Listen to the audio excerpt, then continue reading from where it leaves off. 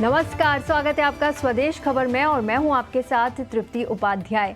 Budget अब बस चंद दिनों दूर है। ऐसे में ईटी नाउ स्वदेश पर हम लगातार हर सेक्टर को फोकस करते हुए आपके लिए ला रहे हैं सेक्टर विशेष पर बजट चर्चा।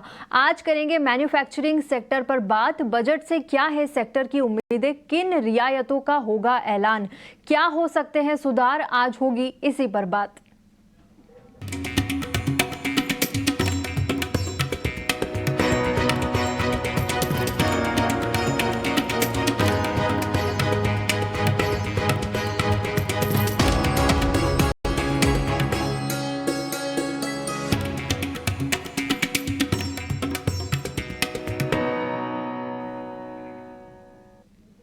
बजट आने में अब ज़्यादा दिन नहीं बचे हैं। अलग अलग सेक्टरों के लिए बजट में अलग अलग ऐलान किए जाने की संभावना है।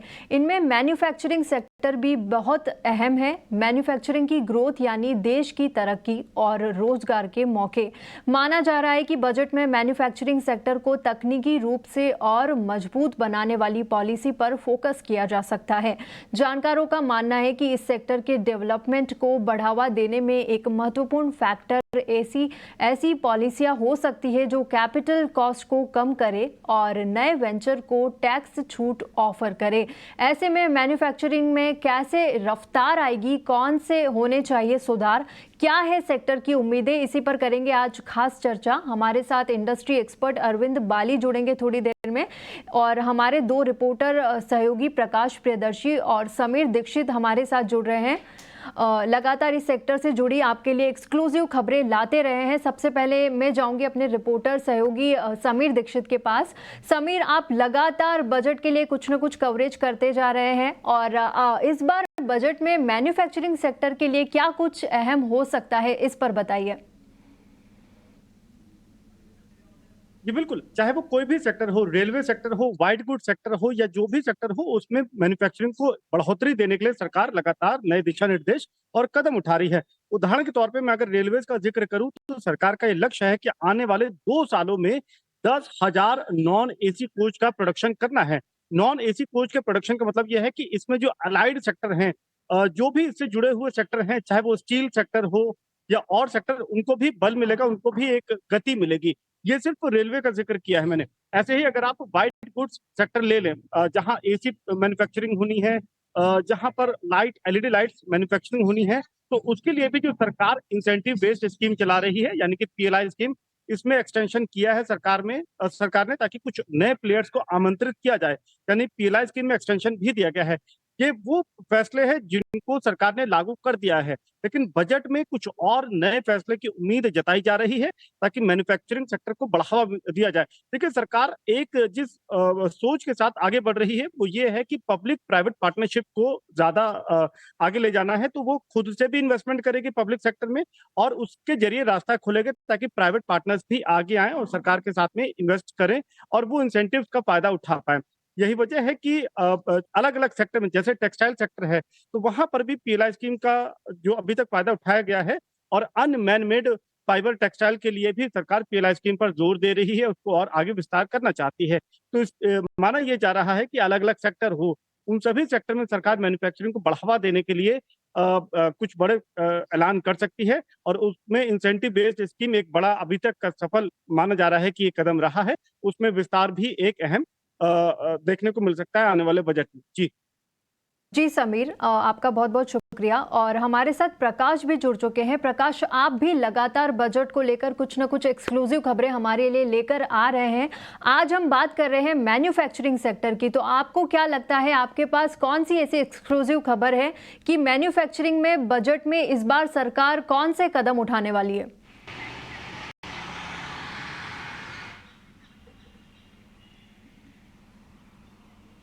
देखिए, डोमेस्टिक मैन्युफैक्चरिंग सरकार के फोकस में रहने वाला है और ख़ासकर आत्मनिर्भर भारत अभियान जिसकी शुरुआत अब से 3 साल पहले हुई थी, उस दिशा में सरकार आगे भी कदम उठाती रहेगी और अगले 3 से 4 सालों के दौरान हम देखेंगे, क्योंकि इसके इम्पैक्ट दिखने शुरू हो जाएंगे ऑन ग्राउंड। और जो पीएलआई स्कीम करीब 14 सेक्टर में पीएलआई स्कीम की शुरुआत सरकार ने की है, जिसका जिक्र मेरे सहयोगी समीर भी कर रहे थे, उसमें दो चीज़ें होंगी। सबसे पहला तो ये कि कुछ सेक्टर्स में लोकेशन बढ़ाए जाएंगे जहाँ पर डिमांड ज़्यादा है, और कुछ सेक्टर्स में जहाँ पर डिमांड नहीं है वहाँ पर कुछ रूल्स संबंधित चेंजेस जो हैं वो होंगे ताकि इन्वेस्टर्स को अट्रैक्ट किया जाए। और इसमें तीसरा पहलू ये है कि कुछ नए सेक्टर्स हैं जिनके लिए PLI स्कीम की घोषणा की जा सकती है, जिसमें टॉयज़ है, बाइसिकल है, स्टील सेक्टर के लिए PLI स्कीम पार्ट 2, इस तरह के जो सेक्टर्स हैं उनके लिए PLI स्कीम की घोषणा की जा सकती है। इसके अलावा जो दूसरा इम्पॉर्टेंट पहलू है, अगर आप डोमेस्टिक मैन्युफैक्चरिंग की बात करती हैं, जिसमें कि इंडस्ट्री ने सरकार से अप्रोच किया है और इस बात की अपील की है, खासकर स्टील सेक्टर की अगर आप बात करती हैं, कि जो डोमेस्टिक प्लेयर्स हैं, स्टील मैन्युफैक्चरर्स हैं, उनके लिए इस वक्त काफ़ी मुश्किल समय है, क्योंकि देश के अंदर प्राइसेस जो हैं वो काफ़ी प्रेशर में है। अगर आप स्टील प्राइसेस की बात करें, क्योंकि डंपिंग काफ़ी ज़्यादा हो रही है चाइना की तरफ से, वियतनाम के रास्ते से, लिहाजा इन कंपनीज़ ने स्टील मिनिस्ट्री को प्रेजेंटेशन दिया है, फाइनेंस मिनिस्ट्री को अप्रोच किया है और इस बात की मांग की है कि जो कस्टम ड्यूटी है स्टील प्रोडक्ट्स पे, उस पर जो कस्टम ड्यूटी है उसमें बढ़ोतरी की जाए और इसको बढ़ाकर करीब 7.5% के आसपास कर दिया जाए। तो ये एक मेजर चैलेंज है।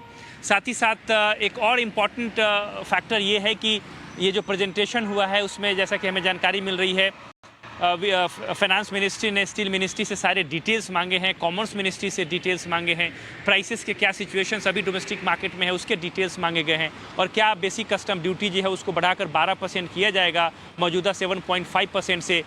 इस दिशा में कदम हम बजट में आता हुआ देख सकते हैं। इस बात की संभावना है क्योंकि इंडस्ट्री ने ये मांग की है कि बजट में इसका ऐलान किया जाए। अब ये देखने वाली बात होगी कि सरकार इस बजट में ऐलान करती है या बाद में करती है।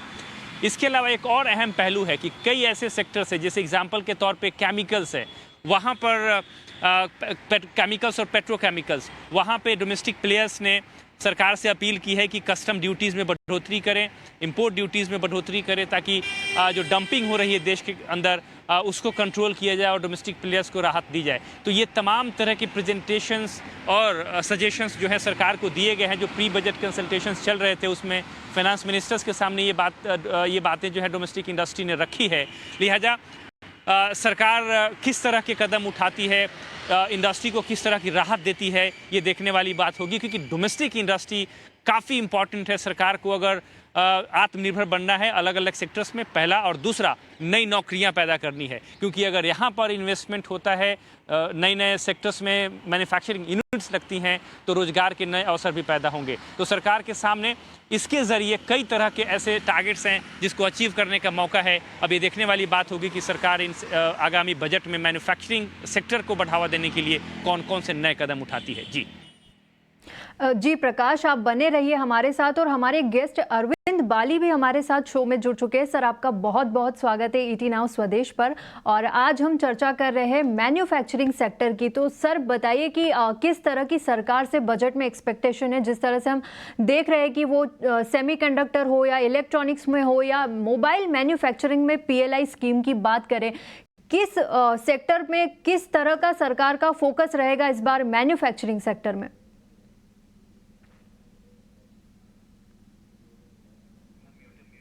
सर, आपका माइक म्यूट है शायद। सर, आप सुन पा रहे हैं? आपका माइक म्यूट है, प्लीज अनम्यूट करिए। हमारा जो पिछले 10 साल में देखते हैं तो इंडिया ने ऑलरेडी मैन्युफैक्चरिंग में काफी प्रोग्रेस की है। हम अगर स्पेशली हेडसेट्स पे देखते हैं, देयर वाज अ टाइम हम इतना इंपोर्ट कर रहे थे और आज हम एक्सपोर्ट कर रहे हैं, तो काफी चेंज आया है, उसमें कोई फर्क नहीं, मतलब बहुत ज्यादा एक चेंज आया है। लेकिन जो इस साल से जो एक्सपेक्टेशन है, ये अगले जो 5 साल में जो एक्सपेक्टेशन है, वो कंपोनेंट लेवल के ऊपर हमको अपनी स्ट्रेंथ बढ़ानी पड़ेगी। अभी भी काफी चीजें जो कंपोनेंट्स हैं वो हम इंपोर्ट करते हैं और उसके कारण हमारा इंपोर्ट अभी भी काफी रहता है, लेकिन उसके लिए एक स्केल की जरूरत पड़ती है। उसके लिए शुरू में जो गवर्नमेंट की सपोर्ट चाहिए होती है, एक जो इनिशियल इनर्शिया होता है उसको तोड़ने के लिए, वो मेकल गवर्नमेंट को करना पड़ेगा। मैं स्पेशली अगर टेलीकॉम इक्विपमेंट और टेलीकॉम गियर्स की बात करता हूं, तो उसमें हम बहुत एक अच्छी पोजीशन में खड़े हुए हैं एज ए कंट्री, क्योंकि हमारे पास सॉफ्टवेयर की एक बहुत बड़ी स्ट्रेंथ है। और आज की डेट में जितने भी ये टेलीकॉम के गियर्स यूज होते हैं, टेलीकॉम के जो इक्विपमेंट यूज होते हैं, उसमें सॉफ्टवेयर का बहुत बड़ा रोल है। लेकिन उसके बावजूद भी एक हार्ड और इलेक्ट्रॉनिक्स की जरूरत पड़ती है, और उसमें काफी चीजें तो इंडिया में बनती हैं, उसमें कोई दिक्कत नहीं है, असेंबली बहुत अच्छी है हमारी, बाकी सब अच्छा है, लेकिन कुछ चीजें अभी भी कंपोनेंट जो है हमको इंपोर्ट करने पड़ते हैं। अब ये पूरी तरह से एलिमिनेट तो नहीं हो सकता है, क्योंकि मेरे ख्याल कोई भी वर्ल्ड का ऐसा देश नहीं है जिसको इंपोर्ट नहीं करना पड़ता है, लेकिन यस, हमें स्टेप बाय स्टेप आइडेंटिफाई करके कि कहाँ पे सबसे ज्यादा पोटेंशियल है, कहाँ ज्यादा वैल्यू है, जहाँ पे अपने यूज के लिए और हम एक्सपोर्ट दोनों के लिए अगर चीजें बना सकते हैं तो वो अचीव होना चाहिए। जी बिल्कुल। प्रकाश, मैं आपके पास फिर से आना चाहूंगी। 2030 तक सरकार ने एक लक्ष्य रखा है कि जीडीपी ग्रोथ में मैन्युफैक्चरिंग का हिस्सा 20% तक का होना चाहिए। FY24 में हम देखें तो जीडीपी में 17% का हिस्सा था मैन्युफैक्चरिंग सेक्टर से। तो इसके लिए सरकार क्या कदम उठाएगी?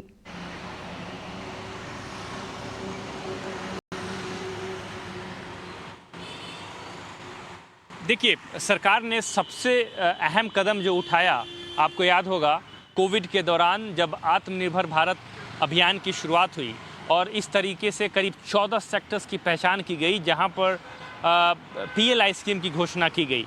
अब सवाल ये है कि वो तमाम ऐसे सेक्टर्स जहां पर हम पूरी तरीके से अभी भी, अब बहुत बड़े बदलाव अभी तक नहीं हुए हैं क्योंकि जो घोषणाएं हुई हैं उसका असर ज़मीन पर दिखे उसमें वक्त लगेगा।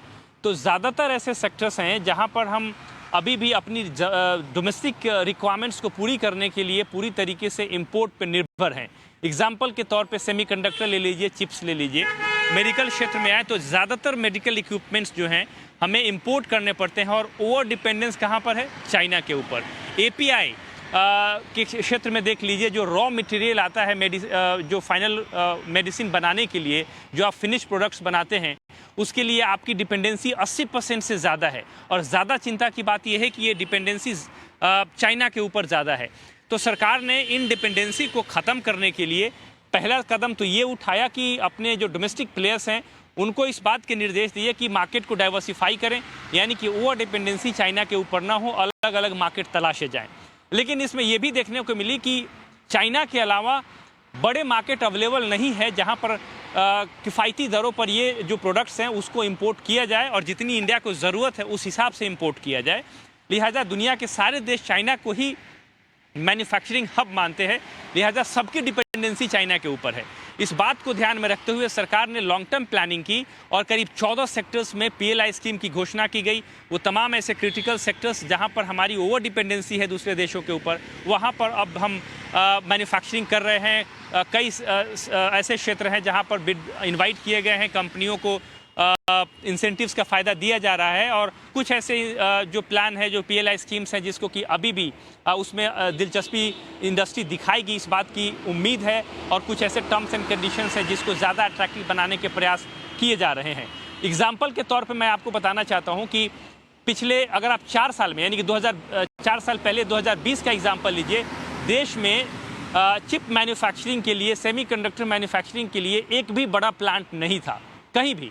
लेकिन आज की स्थिति ये है कि 2024 की शुरुआत में अभी 5-6 महीने हुए हैं, इसमें अभी देश के अंदर कम से कम 4 ऐसे बड़े प्लांट हैं जिसका कि शिलान्यास हो चुका है, जहां पर कि चिप मैन्युफैक्चरिंग होगी और उसकी तैयारी शुरू हो गई है। 2 गुजरात में और 2 असम में। तो आप इस मैग्नीट्यूड को समझ सकते हैं कि किस तरीके से सरकार इन क्रिटिकल सेक्टर्स में मैन्युफैक्चरिंग को बढ़ावा देना चाहती है। लेकिन सबसे बड़ी बात यह है कि कितनी जल्दी इन स्कीम्स को, इस तरह के इनिशिएटिव्स को ज़मीन पर उतारा जाता है, क्योंकि जब तक मैन्युफैक्चरिंग की शुरुआत नहीं होगी हमारी डिपेंडेंसी बनी रहेगी और हमारी जो हिस्सेदारी है ओवरऑल, अगर आप एक्सपोर्ट मार्केट में देखें, इंपोर्ट मार्केट में देखें, वो काफ़ी इम्बैलेंस है। और उसको दुरुस्त करने के लिए ही सरकार को ये इस वक्त कई तरह के ऐसे सेगमेंट्स हैं जहां पर इंडस्ट्री ने सजेशंस दिए हैं, जहां पर कदम उठाने की ज़रूरत है। जी, तो आत्मनिर्भर बनने के लिए सरकार कुछ कदम उठा सकती है। इसी के साथ प्रकाश, आपका बहुत बहुत शुक्रिया हमारे साथ जुड़ने के लिए। अरविंद सर, मैं आपके पास आना चाहूँगी। अगर हम इस सेक्टर के चैलेंजेस की बात करें तो ऑपरेटिंग कॉस्ट कम करना सरकार के लिए एक बड़ा चैलेंज होगा। इंडस्ट्री के अंदर इनोवेशन और लॉन्ग टर्म ग्रोथ के लिए बढ़ावा देने के लिए इस सेक्टर में किन पहलुओं पर ज़्यादा निवेश होना चाहिए? जो सबसे इम्पोर्टेंट जो चीज है वो ये है कि हमको एक ओवरऑल गोल्स अपने बनाने पड़ेंगे कि हमको कितना एक्सपोर्ट करना है, कितनी डोमेस्टिक मार्केट के लिए रखना है, और उसको देखते हुए अगर जब कॉस्ट की बात करते हैं तो जरूरी नहीं है कि हर चीज हम इंडिया में ही बनाएं। मतलब अगर कुछ चीजें हो सकता है कि हमको कुछ टाइम तक इंपोर्ट करनी पड़ेंगी, तो उसकी भी अगर बहुत ज्यादा ड्यूटीज रखते हैं तो वो भी एक हमारे लिए इशू खड़ा हो जाता है कि डोमेस्टिक में फिनिश गुड जो है उनकी कॉस्ट बढ़ जाती है। लेकिन अभी तक कंट्री ने, मतलब हमने एज ए नेशन जो भी इंडस्ट्री पकड़ी है और जिसमें भी हमने काम किया है उसमें हमने बहुत ही अच्छी तरह से ग्रिप बनाई है और बहुत अच्छा अपने आप को स्ट्रॉन्ग किया है। जैसे ऑटोमोबाइल एक एग्जांपल बन चुका है वर्ल्ड में, हम लोग बहुत स्ट्रॉन्ग क्रिएट हो चुके हैं। मतलब ऑटो इंडस्ट्री में अगर हम देखते हैं तो मैन्युफैक्चरिंग और मैन्युफैक्चरिंग के बाद कंपोनेंट लेवल से भी स्मॉलेस्ट लेवल तक अभी हम इन हाउस मैन्युफैक्चरिंग कर रहे हैं। सेम वे हम अगर हैंडसेट में देखते हैं तो हैंडसेट में भी वही हुआ, असेंबली से लेके धीरे धीरे कंपोनेंट लेवल तक हम जाना शुरू हो गए हैं। टीवीज, वॉशिंग मशीन, रेफ्रिजरेटर, सारी मैन्युफैक्चरिंग अगर हम देखते हैं तो कंपोनेंट लेवल पे जाना शुरू कर दिए हैं। लेकिन अभी एक चीज जो समझना है, जो कि हम इंडस्ट्री की तरफ से काफी ये डिमांड रहती है कि जैसे चाइना का एक बहुत बड़ा फैक्टर आता है, लेकिन मेरे हिसाब से चाइना वर्ल्ड का इतना बड़ा एक्सपोर्टर है, लेकिन चाइना खुद भी वर्ल्ड का बहुत बड़ा नेट इंपोर्टर भी है। बहुत सारे कंपोनेंट्स हैं जो जापान और ताइवान एंड कोरिया से वो लोग खरीदते हैं। सिमिलरली हमारे को भी कुछ चीजें बाहर से खरीदनी पड़ेंगी, लेकिन हमको ये देखना है कि किस चीज से हमारी स्ट्रेंथ बनती है, उसके ऊपर फोकस करना पड़ेगा। हमारी जो मिनिस्ट्रीज हैं मेरे हिसाब से ये सब चीजें बहुत ही ध्यान से देखती हैं और उस पर काम करती हैं, और हर बजट में कुछ ना कुछ ऐसा लेकर आते हैं जिससे कि इंडस्ट्री को स्ट्रेंथ मिलती है। और खासतौर पे अब तो ये वाला नए इलेक्शन के बाद का एक बजट है जो कि अगले 5 साल की एक डायरेक्शन सेट करेगा, और ये तो बड़ा क्लियर मैसेज आ रहा है कि इंडिया की मैन्युफैक्चरिंग, मेक इन इंडिया को और ज्यादा फोकस मिलेगा। और जो भी थोड़े बहुत इंडस्ट्री के चैलेंज हैं, क्योंकि हमने सब लोगों ने जो इंडस्ट्री के रिप्रेजेंटेशंस दिए हैं उसके ऊपर बहुत अच्छी मीटिंग्स हुई हैं, उस पर गौर किया गया है, और वो सब चीजें ध्यान रखते हुए हम इसको कंपोनेंट लेवल पे सेट करके कंट्री को डेफिनेटली एक बहुत अच्छा मैन्युफैक्चरिंग बेस बना देंगे। मेरे को ऐसा लगता है कि 5 साल के बाद जब हम अपना देश को देखेंगे तो हम वर्ल्ड के काफी बड़े एक्सपोर्टर होंगे। जी बिल्कुल, और हम सभी यही उम्मीद कर रहे हैं कि इस बार के बजट में मैन्युफैक्चरिंग सेक्टर में सरकार कुछ करे, तो आत्मनिर्भर भारत बनने पर सरकार का ज़्यादा फोकस रहना चाहिए। इसी के साथ सर आपका बहुत बहुत शुक्रिया ET नाउ स्वदेश को वक्त देने के लिए और हमारे साथ इस चर्चा में जुड़ने के लिए। Thank you, thanks. और फिलहाल वक्त है एक छोटे से ब्रेक का। ब्रेक के बाद बात करेंगे बाजार की।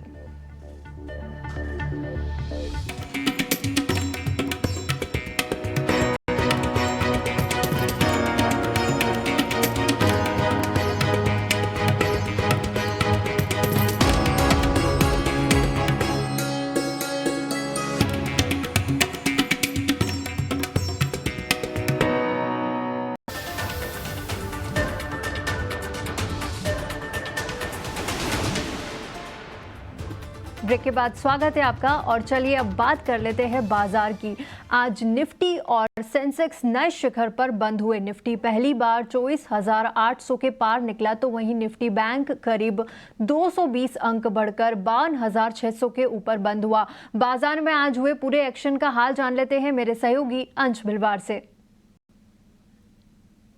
तो निफ्टी ने 24,800 मार्क को पहली बार छुआ, और ये चौथा सेशन है जब हमें लगातार खरीदारी नजर आई। और इसके मेन गेनर्स में देखें तो मेनली आईटी स्टॉक्स ही जिन्होंने सबसे ज़्यादा कंट्रीब्यूट किया है आज के निफ्टी के अप मूव में। जबकि अगर सेंसेक्स की बात की जाए तो सेंसेक्स ने पहली बार 81,000 मार्क को छुआ, और सिर्फ 10 सेशन ही लगे हमें 80,000 साइकोलॉजिकल मार्क से 81,000 तक पहुँचने के लिए। लेकिन अगर दूसरे ब्रॉड इंडिसेस की बात की जाए तो दोनों मिड कैप स्मॉल कैप लाल निशान में बंद हुए, तो उन्होंने ज़्यादा कंट्रीब्यूट नहीं किया है मार्केट में। मिड कैप का ये कुछ दूसरा सेशन था बिकवाली का, तो स्मॉल कैप का 4 सेशन की लगातार खरीदारी के बाद जाकर हमें बिकवाली नजर आई है।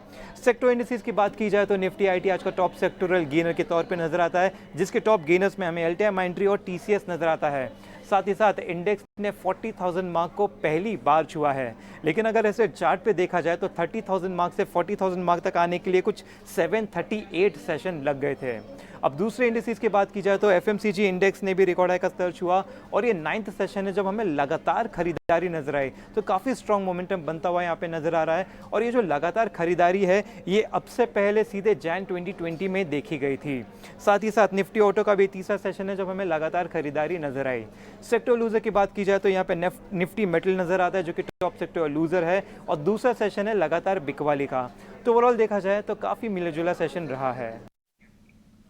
और बढ़ते हैं आगे, खबरों के दम पर आज कहां है एक्शन, जानते हैं मेरे सहयोगी शरद दुबे से एक्शन भरे शेयरों का पावर पंच। जी शरद, बताएं। जी बिल्कुल, आपका स्वागत है 5 का पंच में, और मैं लेके आता हूँ 5 अहम स्टॉक्स और थीम जहाँ पे दिन के ट्रेड में मूवमेंट देखने मिल रही है। अब यू न्यूज़ के बारे में हो सकती है, या थीमेटिक सेक्टर के बारे में हो सकती है, या कोई खबर के बारे में हो सकती है। तो सबसे पहला ग्रुप ऑफ स्टॉक्स रहेगा कैपिटल गुड्स स्टॉक्स का।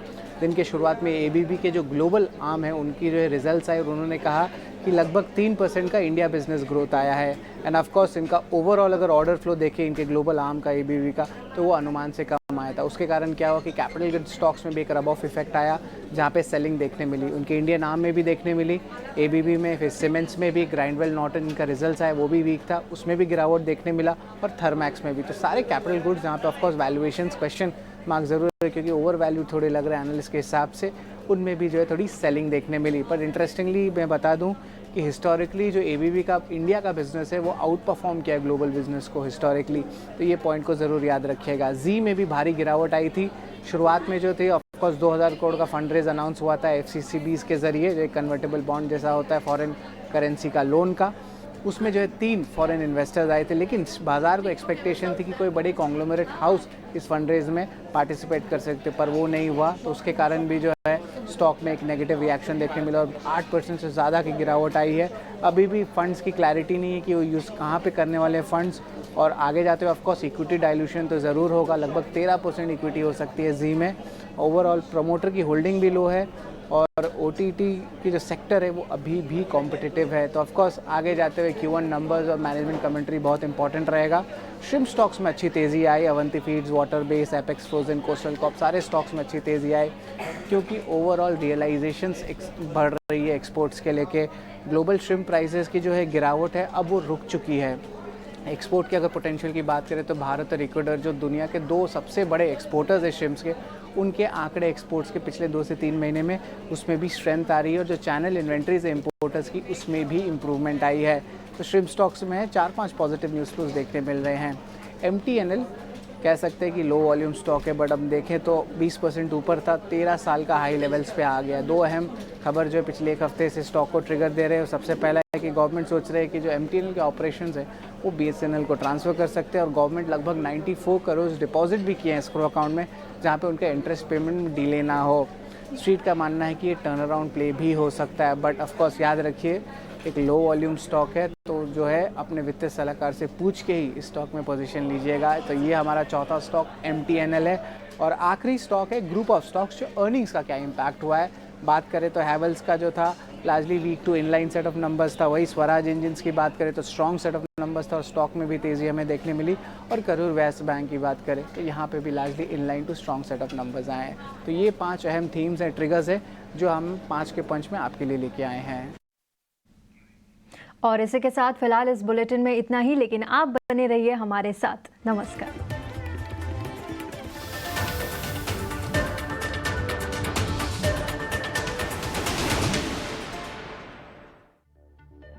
ये